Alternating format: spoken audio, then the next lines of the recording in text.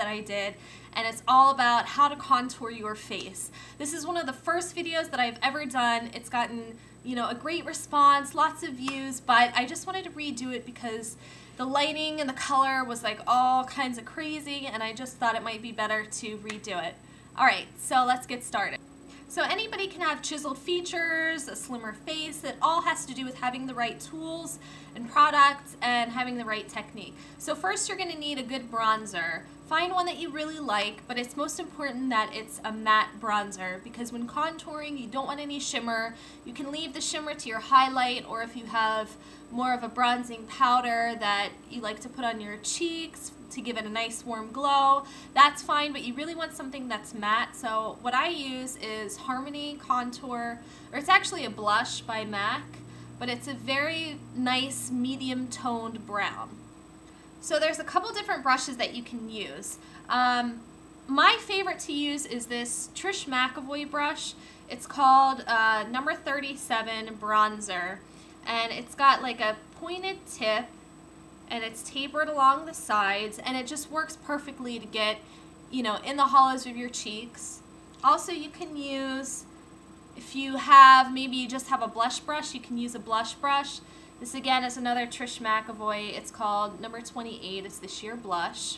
It's really flat, so that's really ideal to really get in the crease. If you have a fluffier blush brush and that's all you have to do is really smash it down and you get that nice angle that you need. Or you might like to use this really small brush. This is called the number 48 blending brush, and it's basically just a mini version of this brush, so it's really small and it does a great job getting in the grooves. Okay, on to learning about our bone structure. The first thing you have to do is understand where your bone structure is. No matter if you have a thinner face, a fuller face, you know, square shape, heart shape, no matter what, you have to understand where your bones are. Feel your face and really, you know, get a good understanding of that. I said this in my last video, but contouring has evolved from, you know, the fishy face technique. Just because your friend might be able to put a little back here in the back of her cheek and get a nice cheekbone doesn't mean that that's going to look good on your face. You really have to feel and understand how your face works. Alright, so once you figured out your bone structure, you want to really feel and you want to apply the color right underneath the bone. A lot of times on the hollows of cheeks, for many people like myself, my hollow's actually pretty far down here. So to really define my cheekbone, I have to move up just a little bit higher, and I'll show you what I mean. So I'm going to just take this small Trish McEvoy brush, the mini, the 48 blending, just so I get a real detail, and then I'm going to tap in the product here. And where my bone is, I'm going to start from the back of the cheekbone and go right underneath and start swirling it around to blend it through. And then pull it right under the front of my cheekbone here. If you're like me and you have those real chipmunky cheeks, it can be hard to get that real chiseled look to the face. So what I want to do is, as I'm applying it right under that bone, I'm going to sort of do that fake smile and almost go right underneath in that curve. Now, another great way to slenderize the face and enhance the jawline is to apply your contour color, again, same principle, underneath the bone. It's really hard for most people to, you know, place the color here along the bone on the top of the face and then blend down. Unless you're really, really skilled at doing that and you're on stage, it's really hard to get away with that look when you're talking to somebody in public, in person. It just looks too fake.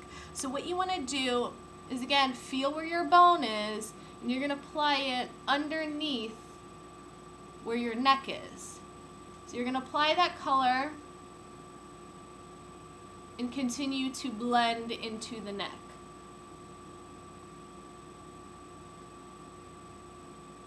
When you apply the contour color there and you're talking to someone face to face, they're going to see the shadow from here down, which is going to give the illusion of a sharper, more chiseled jawline.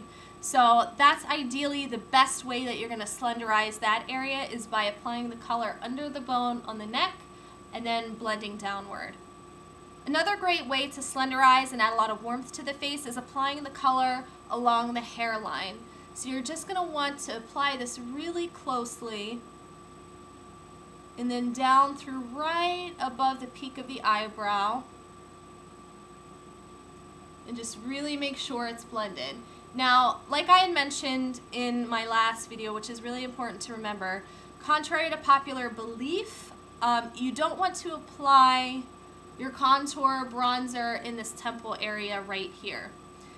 If you've ever noticed people who are older, people who've aged, their temples actually cave in right here. So if you're applying that shadow there, you're going to get that illusion of a caved in temple area, which will actually make you appear older. So you don't want to do that.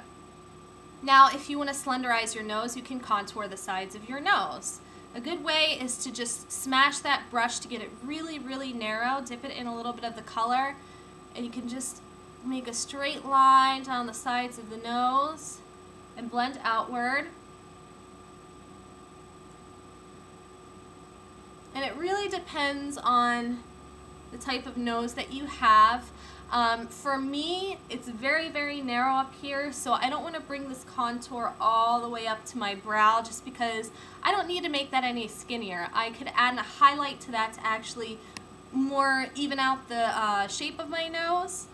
But if you have a really wide nose all around, you can contour all the way up to the brow. If your nose is really thin at the bottom here, you don't have to contour. I just do it because I have a real kind of round, bulbous nose. And lastly, a really good place to contour is right underneath the bottom lip here in this curve. Because what that does is it really kind of enhances and chisels the chin area. If you want that more prominent and chiseled, that's a good contour to do. It also makes this bottom lip look really, really full and plump. Alright, so those are my contouring tips and tricks for you. I hope you enjoyed it. So yeah, if you have any questions, please let me know. It should be really, really simple and easy to achieve. And I will see you all in my next video. Bye.